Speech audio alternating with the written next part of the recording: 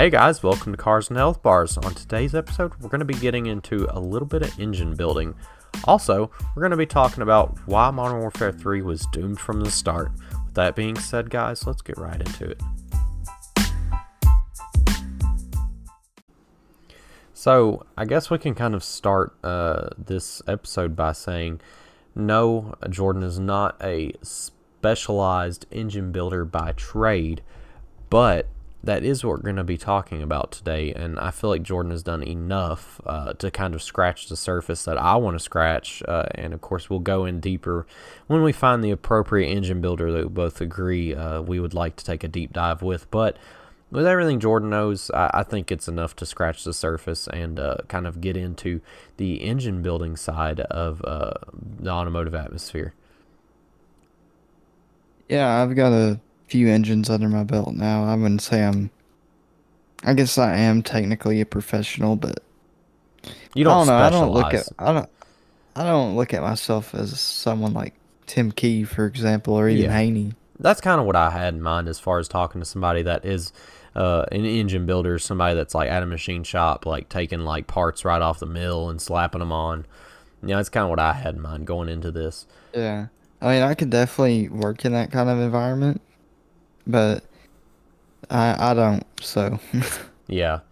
So, kind of what leads me into this topic is I've kind of been on a kick here lately about watching this show. Well, I'll have to look it up real quick, but it's on YouTube. I was looking up like LS Coyote stuff, and then I kind of got into LS versus Coyote stuff, excuse me. And then I came across this show called Horsepower Wars.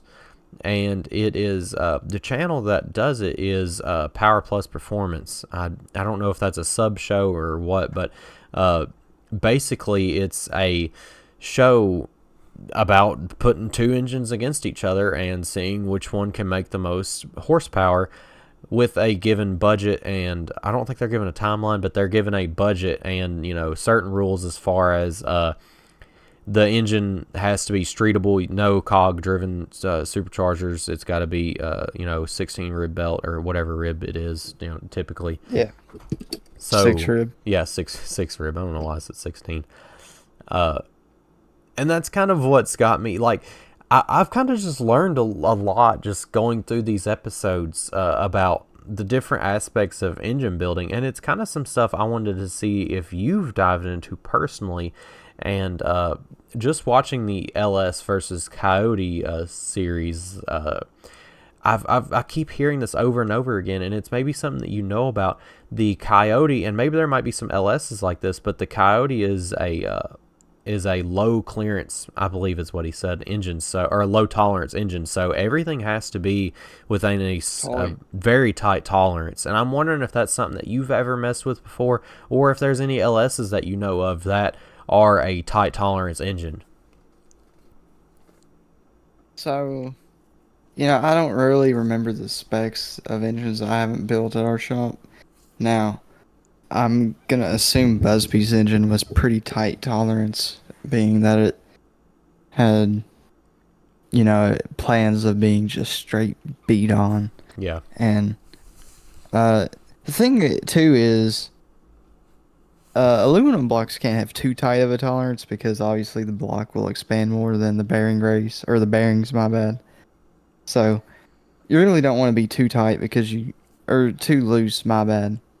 You can be tight too, but there's a good mid-range to stay. I'm not someone who's real experienced with this, but I do know you don't want to get too far either way, just because, especially working with aluminum, it reacts differently than the steel components in your engine. Yeah, components expand, contract. Yeah, I mean, your typical journal clearance on an LS is 0.00025. So old film, yeah. roughly. That's the goal, I believe. At least that's what I think I remember from the last engine I built. I think that's about 2000. Wow. That's your main bearing clearance on a typical, like that's what it was on that L99 I just built. Okay. So that's about where you stay on your bearing clearance. You don't deviate too far on anything really. you're not getting real far from like 2,000. See, that's something that I heard too. Is whenever they order like crate motors, these like really particular engine builders, is they will go through and double check all their bearing clearances because there Yeah. could be deviation. There maybe the machine shop it came from isn't very precision. There's casting issues. There's a lot of different things that goes into It's just this. always good to check on your end because a $9,000 engine popping that isn't your fault, that's going to make you mad, especially if there's no warranty. Right. And, that's something I personally do. When I get done, when the machine shop's selling my 416, I will definitely be going through and double checking every tolerance. Yeah, that's definitely a good idea. And it's kind of funny too. Speaking of kind of going through things, for the job of being a mechanic, sorry. People kind of, whenever you envision a mechanic, you tell somebody you're a mechanic, they think, oh, your hands are dirty, your hands are greasy, everything's messy. When you're engine building, the number one thing, and you definitely would have to agree with this, is cleanliness. Oh yeah, there's no doubt about it. Number one thing you do anytime you're rebuilding an engine, clean the block, clean every old galley, cranks, rods, every old galley through them. Anywhere you can clean oil, clean it. Brush it. It's hot soap and water. And that was something funny that I was listening to with one of the engine builders for this video. Is they said even like a small like burr, not even a burr, just like a little divot in the crank, that's a mountain for that crank whenever it's spinning. It's 7. 1,000 is too much. Yeah. Yeah, if that We gives had you a an we had idea. a crank that was bent 1,000 and Haney got it out. He bent it back the other way That's a just by mountain for a eyeballing it. crankshaft. Like, it's insane how Homie eyeballed it. You know how we found out too? how So this is exactly why this goes hand in hand. So this was that John's Smoky engine, yep. right? No, yeah, I I think it was. It's been a minute. I believe it's Smoky's engine. Think So for no, I can't remember. But anyways, we had an LT engine, and I'm reusing the rotating assembly. I think, or maybe the engine was sent off to the machine shop. That might have been what it was. And we get it back.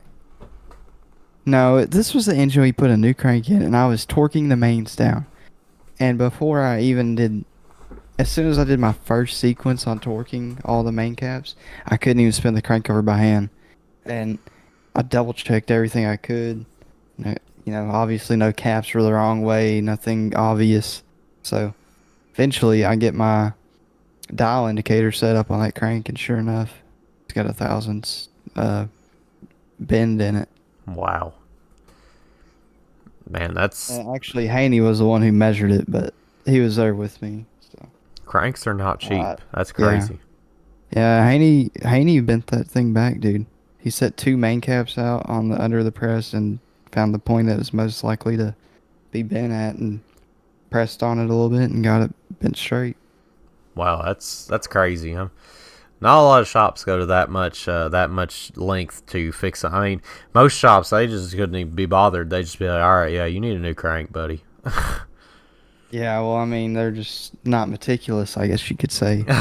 Throwback. But it's just crazy to see how much goes into engine building if you do it right. Like, so the guys, for context, who are building the LS, they were pretty particular with who they went with to build each engine. The team they went with to build the LS engine is actually LME, which you just got a block from Yeah. late model engines. It's kind of crazy to see what they go through to do all their blocks with their. Of course, they make their own head. They do all the porting, and it's just Yeah. crazy to see all of that kind of come together. And I don't know. Is it something that you go through whenever you're building engines with like, so what all do you double check whenever you are putting everything together? You of course said your tolerances, but do you, like, as far as your heads go, let's just say, you've got your valves. Do you go through and check all your valves again just to make sure everything was on par? No, typically I don't take valves out of the head or nothing. Um, we don't work with a lot of aftermarket heads, and the only ones we really seem to have worked with a lot really is PRC. Now, there's been, a few others. I've contemplated going like Frankenstein and a few others, but ultimately I'm staying stock cast. Yeah. But with PRCs in particular, I've never seen um an issue out the box with. I think Matt had one, that one we had on that table that time. I, Okay. I Yeah. think it was cracked, and it may not have even been from PRC. That might have already previously been cracked. That's the only PRC head I've ever seen an issue with. Yeah. You typically don't see a lot of head failures. People have been doing the same thing with, push rod, can inline, push rod engine heads have been the same for God knows how long now. Something too I wanted to ask you that I saw inside that video is the Coyote guys actually blocked off their oil squirters. Yeah, Uh, that's typical on any performance engine. It seems really. Not only does it relieve up some of that pressure, but it also I can't remember if it said it was something to do with the oil film, but it added 8 horsepower. Yeah, it's less oil on the bottom of the piston, so less. So it kind of, I like to think of it like dry sump. It's just less windage. It's more like, so in a dry sump engine, your crankcase is under vacuum, so there's no air, nothing. So there's no resistance on the bottom of the piston on the downstroke. Whereas when you're spraying oil on it, that's adding just a slight bit of resistance. Yeah. But I mean, you think about it, how fast that thing's spinning. I mean, it adds up. Also, too, if you're deleting oil squirters, it also might be because you're running a bigger setup. Quicker. Yeah. Yeah, that's Clearance exactly why I'm issues. deleting them on my engine. Yeah, you could have clearance issues. That's another It's reason. very common to have clearance issues. They put those oil squirters pretty close to that rod. Yeah, like when it's a BDC, it close. You can sometimes bend them and get away with it, but Golly. that's I'd rather just delete them. Yeah. So I guess that could kind of get us on the topic. You've mentioned your 416 a lot. Uh, Kind of what are we looking at for timeline on getting some stuff going for it? Because of course that'll be you going into engine building kind of deep on your own Yeah. setup. Well, I just bought some heads today, so it is no longer just I got a short block. I got a long block now. Aside from, well, I got a supercharger too, but it's not sitting on a shelf or nothing right now. What are Technically sitting on an engine that's being driven around daily. So what are we doing as far as the fasteners? Are you getting all new head studs, or are you going I'm reusing the studs on my current engine on it. the The only GM? reason I even put the studs in my current car is because had a lifter failure. That trunnion went out on me, and I did not want to buy head bolts after. I was like, oh, I can just buy a trunnion. So I just bought CHE trunnions for like $400 or whatever, and I was like, damn, I'm broke. And I still had the lifter, going to town, so Yeah, I had to drain all my coolant and pull my head gaskets. I had to buy head gaskets. the only reason I ask is because there's kind of a bigger controversy or a bigger argument about reusing the GM fasteners because they are torque to yield. Well, there is some debate about that, but there's a lot. Like, for instance, Matt would never do that, and I probably wouldn't. But I know people who have ran 650 horsepower, 800 horsepower, reusing stock head bolts with 200,000 miles. So, you tell me. Yeah. People do plenty of both, and really, 300 something bucks for some ARP studs versus freebie. Free. That's your choice, is what I'm saying. I mean, worst case, you could go to like a pull Worst apart. case, you lift a head or something, Yeah. boo hoo. As long as you don't hydrolock it, you're fine. That is very true. People just be hating the junkyard guys, I swear. Everyone's acting like you gotta buy Gucci parts for your freaking push rod V8. It's kind of crazy. Going back to that thing I watched, they were given the budget of $15,000 to build the best Damn, LS. LS7 versus 5.5 or something. It's so the LS, and they're using LSX 427.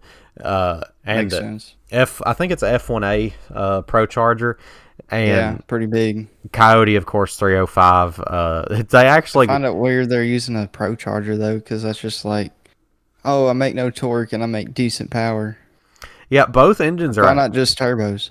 Well, both engines are actually using a Pro Charger. I don't know what the choice was. Maybe it was a Man, requirement for them to use the Pro only thing Charger. I gotta say is this, and there probably gonna be some people hating on this. I feel like the Silverado guys, especially, are gonna hate this, but Pro Chargers are just like stupid.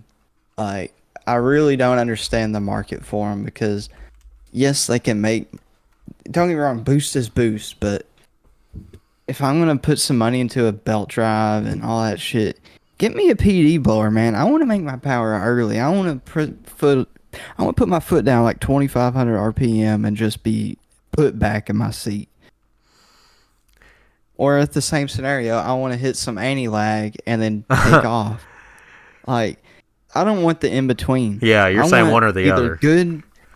good consistent power at bottom and all the way through the mid and top at decent power, or feels like a heads cam on the bottom end on a boosted car, and then when you hit boost, it's like, oh shit, I'm in a rocket ship.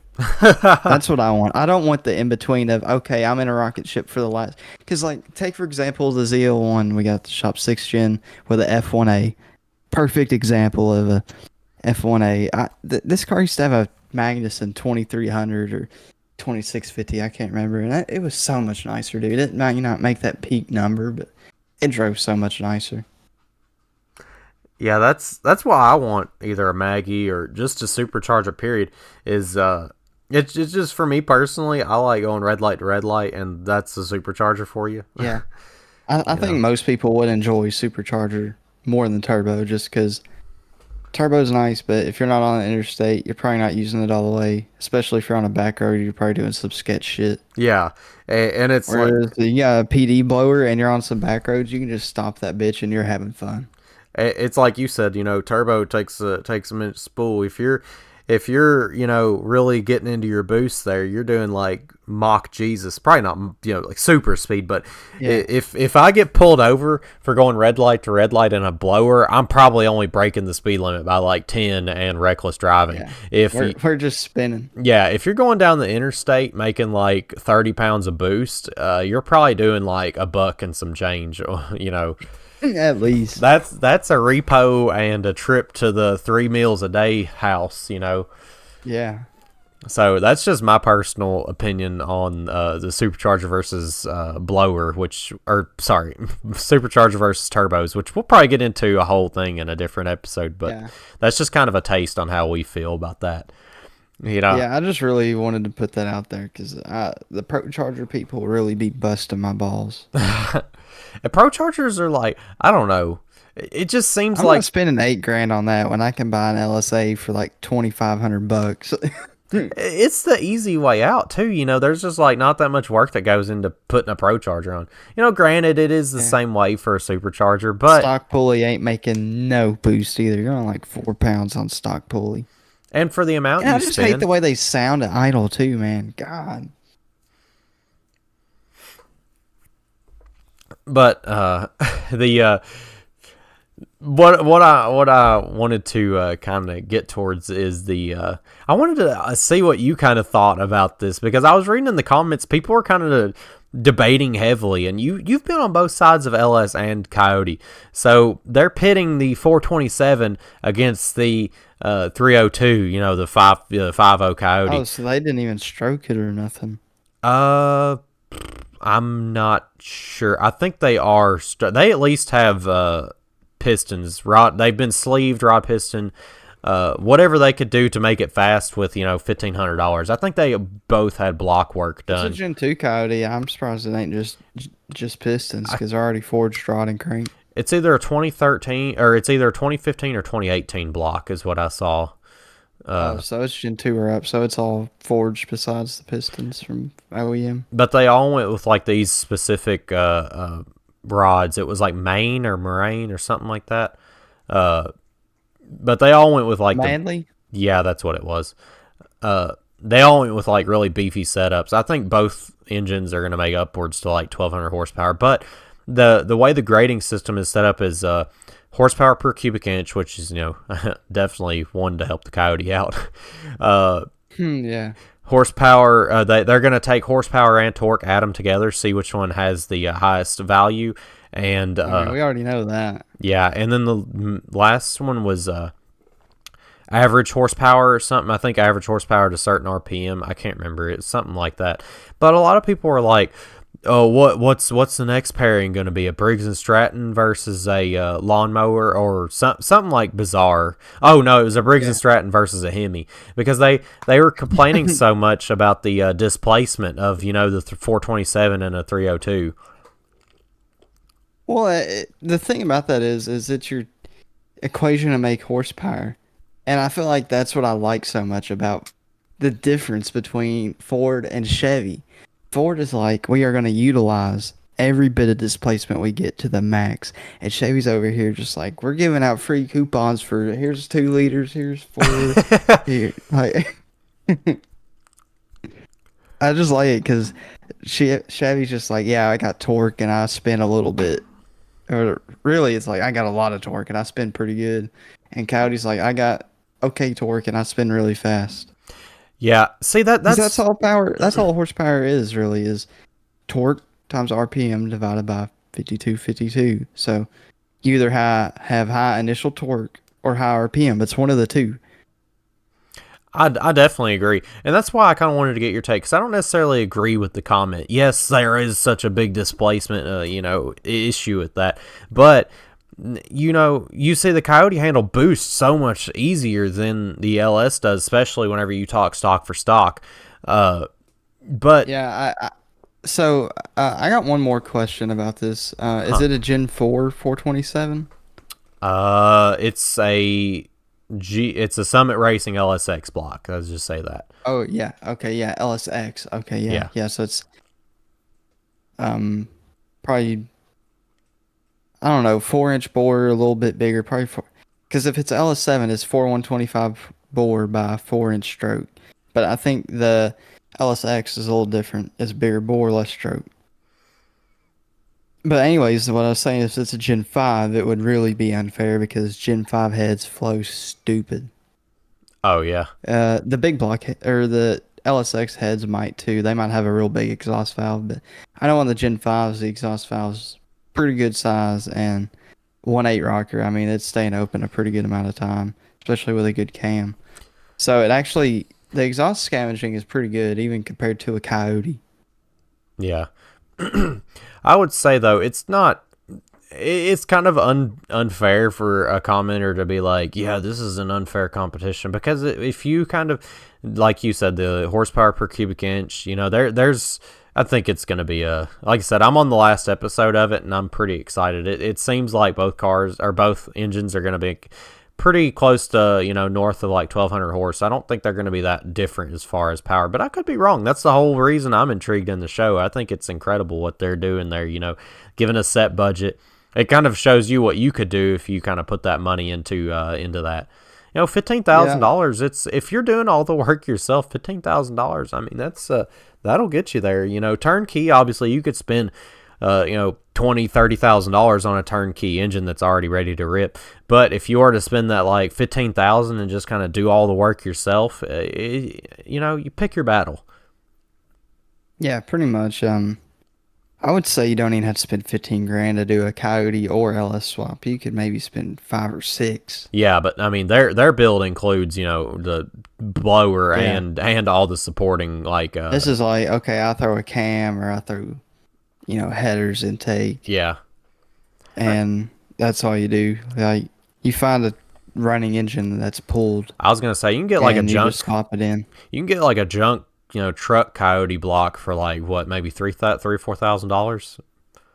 Yeah, I don't really know what the differences are on the truck because it's not technically a Coyote if it's a truck engine, unless it. That's what they use. They actually do a Coyote truck block, but most are not actually Coyote. It's technically different. I think it's not forged rods or. Oh yeah. I don't know. The heads might be a little different too. I'm not exactly sure. But the block itself, the block itself is the same. Yeah, I think that's exactly the same, unless it's, yeah, they're all the same. Just the heads are different on Gen 3. The black may be different too. I don't think it is though. Yeah. For you being an LS guy, you sure do know your coyotes too. Well, I worked at Ford for a while, so, and I got Ford competition. Ford Tyler competition. always knocking on the door. Yeah. Gotta know thy enemy. Gotta keep them close. But that was just kind of a dip into us scratching the surface layer of engine building. I definitely want to dive a lot deeper into it with an actual specialized, experienced engine builder that, has light years on us, to kind of inform us and stuff. But you guys might have Yeah, to maybe we can get Haney on an episode or something. Haney or, shoot for the That stars would and try to get Tim Haney would Key. be Haney would be just he you can't learn enough from Haney. He knows his stuff. He knows everything there needs to He know. knows everything there is that a man can know. Let me tell you, Haney is like the textbook definition of a blue collar fix it yourself guy. I don't know anyone who is more of that than him. Jacob's my second closest example. Yeah. Anyways, guys, let us know what you thought of this segment. And with that being said, we'll throw it into our gaming segment. So I guess we'll strike while the oven's hot because, Modern Warfare 3 just came out not too terribly long ago. And we'd be doing our audience a disservice by not talking about it. Yeah, seems like there's a lot of controversy about its release, so it's a pretty good topic. Yeah, of course, if you follow the podcast, you know that we're kind of on a Call of Duty strike, at least for this title in particular. But recent development, and I'll just go ahead and tell you our sources. I came across a video from Merc Music, and honestly, I was just on autoplay, and it kind of shocked me that all this news was inside of a video titled like "Why Zombies Was Bad." But he got a lot of his information from Charlie Intel. So if you want to track back our sources and do your own research, there's that information. With that being said, man, which we just rewatched the video to refresh ourselves, and I just watching it back a second time, just like it made me even more mad, like hearing what happened with Modern Warfare 3 and how it was basically doomed from the start. Yeah, I mean, it's just, aggravating to hear because some people put a lot of their time into these games and they still turn out trash just because of the, you know, head figures at the said company.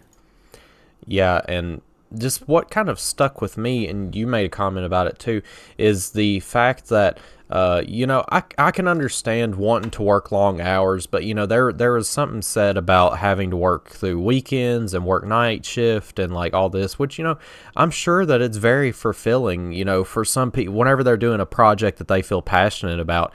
But it sounded like the employees felt disserviced because of the timeline. Like they were promised that they wasn't going to have to go through this tight deadline again. But here they are.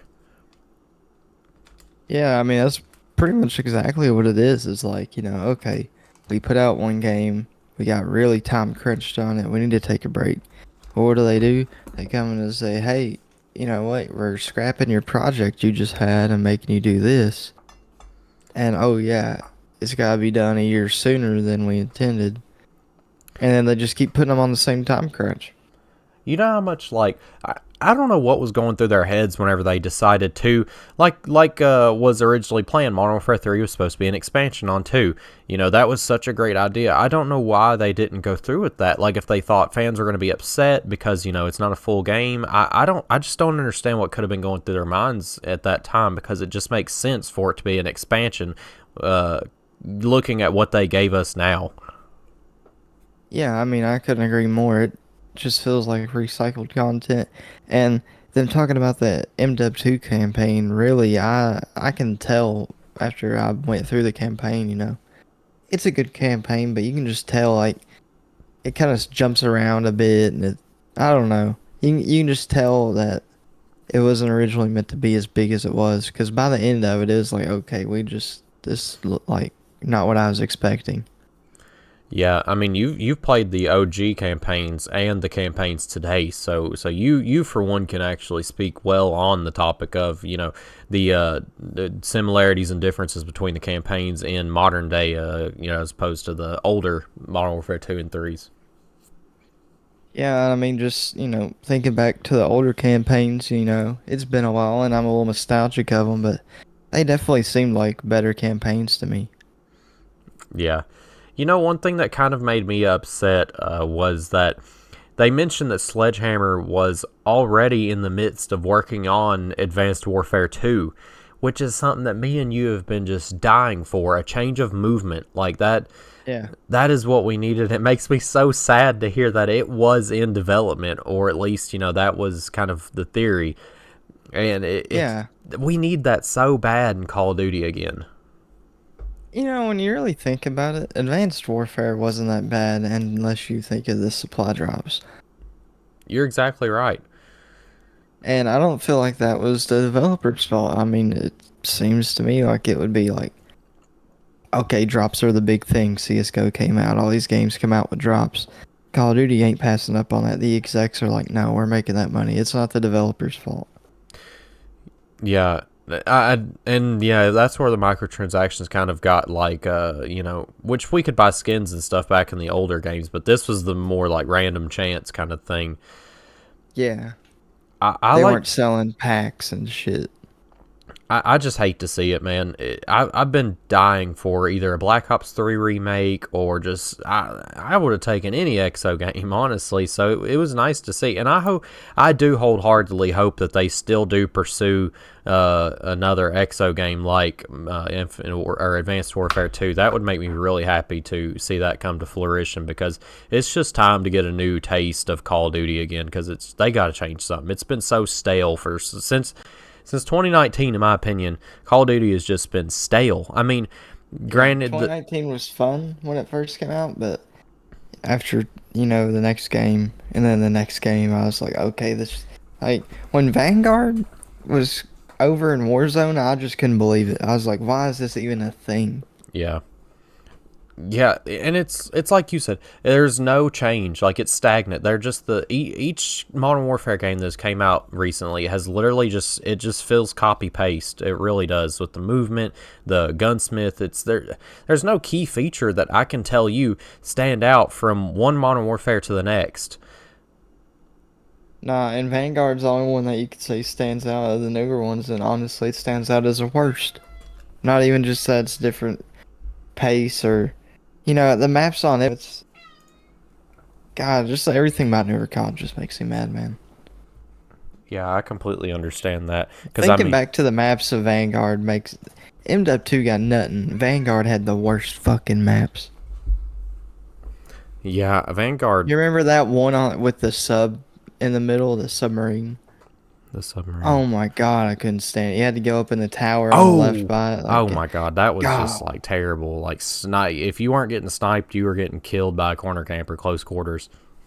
Yeah, and then you got the one that was Head Glitch Alley, the 3-level one, the building. Oh yeah, that your team either had full control or like no control. There was Nothing. no Your middle team ground. would be like all over the map, but they would not be doing anything. They would be dying. You'd literally have to shut down the whole match, like as far as your team goes, to just focus on regaining that room.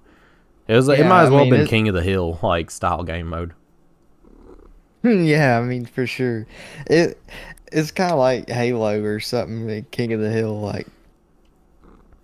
But I don't know, it's just funny. I completely agree. Vanguard, it was different. It was not a good Call of Duty game, probably one of the worst, but it didn't feel like 2019, but like 2019 just really set the pace for the next several games that we were going to see out of Infinity Ward, because like I said, it's just copy paste. At least with, you can kind of argue that back in the day, because Modern Warfare, the original 2 and 3, there was some similarities, but, all in all, Modern Warfare 3 was just a better version of 2. I think a lot of people would agree with that. But if you look at the jump between Treyarch and Infinity Ward, there was such a humongous astronomical difference between Modern Warfare and Black Ops 2. And keep that in mind, they're the same timeline. Like, these games are coming out one year after another. If you look now at, like you said, Vanguard or Cold War, or like name any title that has came out recently within the last like 5-6 years, and they feel so similar. They do. I just don't know how to explain it. I don't know how they made it different back in the day, where the between the two developers it just played so much differently. And you know what? The original Black Ops played so different to me. Yes, Like, it didn't feel like it was even on the same engine as the other games. yeah, I'll say Black Ops took the cake for feeling like more of an arcade shooter, whereas, Modern Warfare kind of felt like more your Battlefield, more gritty. And I don't know if it's just because of the atmosphere or how it felt for me as a player, but that's just kind of the vibe I got from the games back then. Black Ops always seemed more like an action movie to me. Like Yeah, your characters were a lot more involved. Because you had your main characters in the Modern Warfare series, but it didn't seem like it was like the big shit that happened in the game wasn't really revolving around them as much. Like sure you had Price, Soap dying, like that was all important, but like the Eiffel Tower falling down and shit, or Russia invading New York. That was just like it felt so different. yeah, I definitely agree. And I 'Cause will. now you just got a big drama. Like it looks like High School Musical. Like just a bunch of characters fighting each other. I will say I haven't hated the campaigns here lately. I've heard just terrible things about Modern Warfare 3's. Man, it sucks I haven't too. seen it yet. I've seen some missions in particular just like literally just drag on for no reason at all. It's like they're just filling time. It reminds me of like back during the adpocalypse, whenever every YouTube video got stretched out to 10 minutes just for the ad revenue. Hmm. There's just like blank stuff in there. I understand. Yeah, I mean even MW2 felt that way to me. Like the all gillied up mission. That thing was so long. Yeah, it was. No reason at all to. Yeah, I guess if the listener doesn't want to look up the information, but going back to the whole timeline thing, they were given the timeline of 16 months to make Call of Duty Modern Warfare 3, which it's just insane whenever you think of a AAA game. They have just a little over a year to make a full-fledged game that's supposed to compete with Battlefield, which they take years to develop, and like it's just crazy that they set these super high standards for their employees whenever they are expected to put out Call of Duty at one time, and I doubt it's there now, was the best first person shooter game available. And here they are just like really screwing their people over. Like the main thing that I feel like kills franchises is they don't let their employees like actually, I mean, you would agree too. If you're pushed and pushed, you're going to do lower quality work. I mean, that's Oh just a yeah, for fact. sure. So I see it in my field all the time, so I understand. you just can't put your whole heart in something if it feels like forced, like you're just unhappy. Like I can't imagine that your employees are very happy making a project that they weren't excited about on a time crunch. No, and that's gonna result in a game not being as good as it could be. I mean, most AAA games probably take at least 3 years to develop. 2.5 to 3, I would say, is average for like a Call of Duty type game, like Yeah. s- your standard FPS game. I mean, look at Battlefield. I think the most they ever go is like 2 years because they let Battlefront have a turn. I think the lowest amount of times 2 years. I mean, it might be longer than that. I don't really Yeah, know. that's what I'm saying. But I mean, Feels like it's 3 or 4, honestly. yeah, it does. And like, I mean, GTA, it's not a first person shooter, but I mean, look, we're going on like 10 years without a GTA.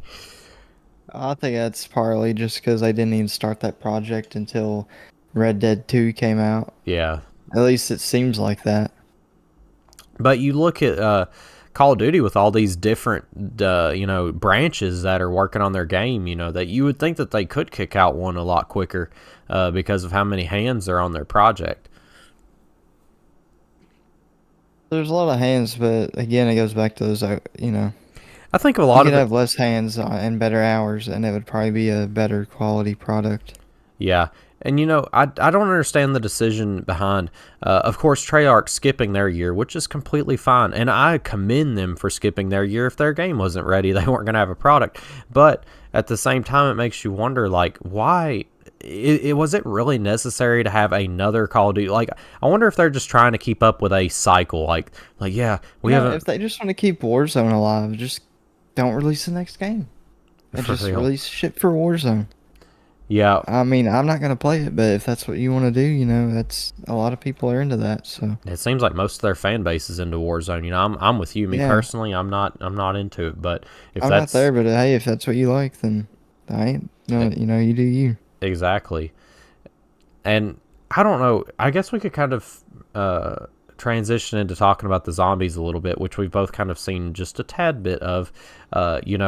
Of course, not Treyarch, Activision and Infinity Ward are at a extreme disadvantage making zombies because they're not the zombies guys, but I guess that kind of aids a little bit for them because of course we can't set such a high standard for a developer who isn't known for making the good zombies games. Yeah, I mean, you can't really just expect too much in it if Treyarch ain't doing it. They've had their chance at a few things, but nothing is gonna top, the OG zombies. In a way, it kind of makes me happy to see that Infinity Ward isn't trying to copy what Treyarch does with the round base. I kind of like that they're trying something different. It does because if they're just trying to copy Treyarch, obviously they're really going to look bad because they aren't going to be able to set that same mood, and them attempting to set that same mood would have just kind of been pathetic, in my opinion. Yeah, I don't know. I mean, this zombies, it seems like it has some parts of it that would be fun from what I've seen. Yeah, I think you I might have told you a few times, but the zombies Warzone thing for Halloween, it was so much fun. It was kind of like Infected on an enormous scale, really, because you you play Warzone like normal, but whenever you die, you get to come back as a zombie, and I think you have to pick up three. I think they called it anti-vaccine or the vaccine. Maybe that's what it was. You had to get four of those to come back as a human again, but each person only dropped two, so you had to find two or at least kill two people to get one. And it was a lot of fun. You could come back as many times as you could get those vaccines. It was I would be so happy if that was just year round because like I said, it's just Infected on a large scale, but you get to come back. Yeah, I feel like if they would leave it in the game and not just a time-based thing, they would have more players active at more time. Yeah, but maybe we'll see that with the zombies mode that Black Ops or Modern Warfare 3 has, because it reminded me a little bit of it with the zombies free roaming. Obviously, the zombies aren't players, but I don't know. Like you said, it's got my attention. It looks it looks fun. I would play it if it was free, but I'm not about to spend $70 just to try something out. Nah, it ain't $70 good. It It ain't no Black Ops 3 zombies. no, it ain't no Black Ops 3 zombies. It's not zombies in Spaceland either. I don't know. I mean, it's hard to say what zombies is best, but 3 is sheesh, man. There ain't much bad on 3 Yeah, I know it's or really good. 2 or 1. Treyarch just did the zombies so flawlessly. I don't think there's a single zombies that on the Treyarch end that was not good. Yeah, it's really hard to say. I mean, there might have been a few maps I didn't care for, but As a I could whole. certainly play them. Yeah. Yeah, I kind of would have. It wasn't Advanced Warfare where they did exo zombies. Yeah, and they also had like a toxic one, and then I think there was a toxic one, and then there's the EMP one that would take out your fucking suit. Wouldn't that have been fun to see the exo zombies come back with Advanced Warfare 2? I think that would have been a lot of Dude, fun. they were tough. It kind of sucked that they made that a DLC though, because I never got to play. I wasn't about to buy a DLC for Advanced Warfare. The first one seemed kind of cool. It was like a Burger Town map or something like that.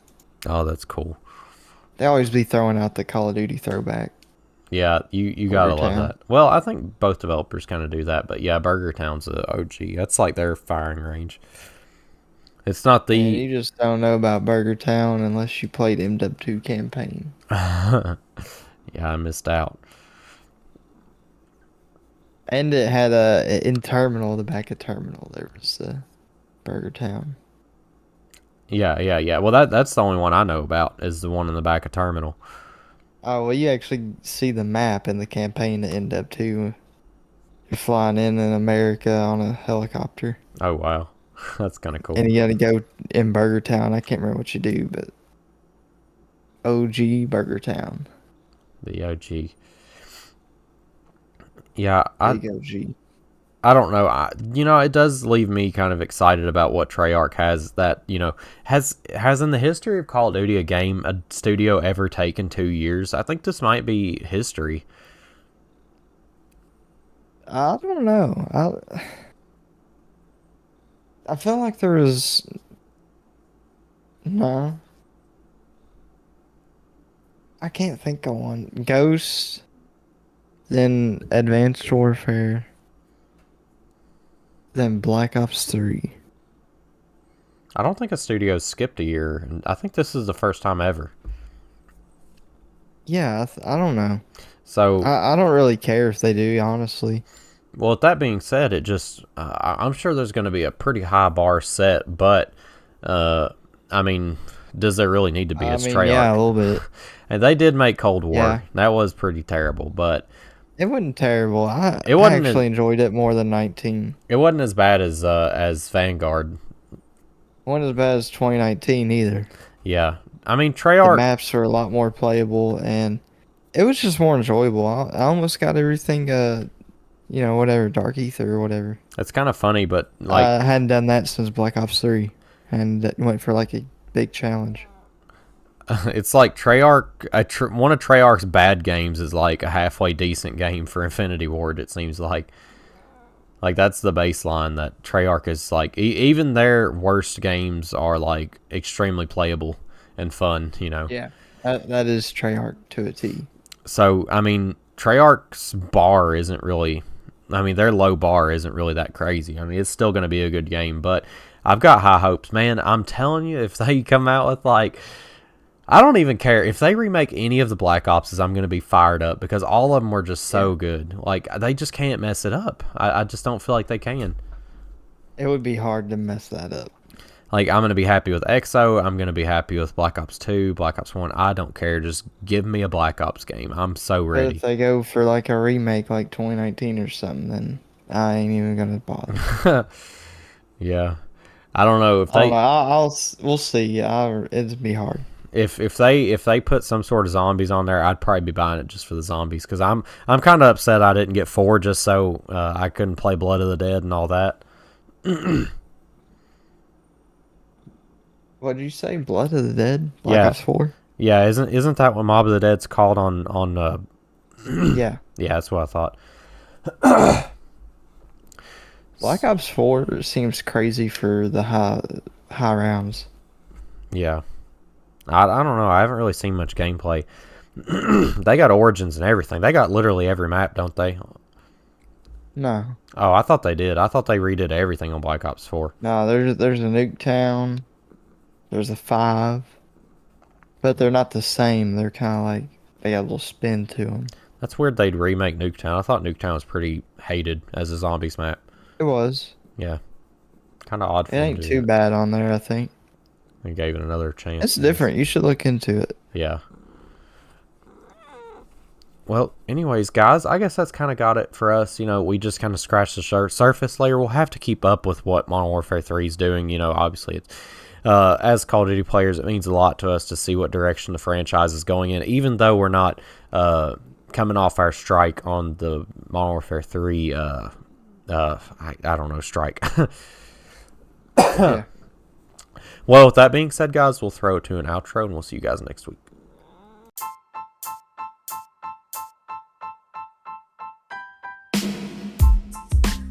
Hey guys, thanks for making it to the end of the episode. If you're here, go ahead and jump over to TikTok, Instagram, Facebook. Go like all our pages. We post a lot of stuff throughout the week, podcast clips, memes, all that good stuff. So if you want to keep up with us throughout the week, head on over, follow us. TikTok's probably the best place to find us. But with that being said, guys, we'll see you guys next week.